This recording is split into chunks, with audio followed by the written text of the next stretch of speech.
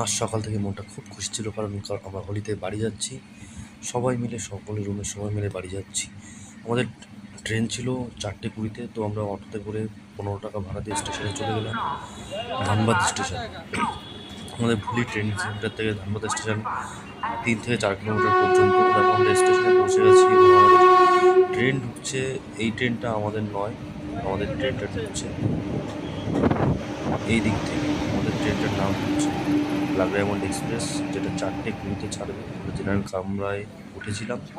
তারপর সবাই যে কজন ছিলাম আমরা সিট নিয়ে বসে পড়েছিলাম, এবং আমাদের একটা ফ্রেন্ড আসানসোল থেকে উঠবে, ওর জন্য একটা সিট আমরা আগের থেকেই বুক করে নিয়েছিলাম।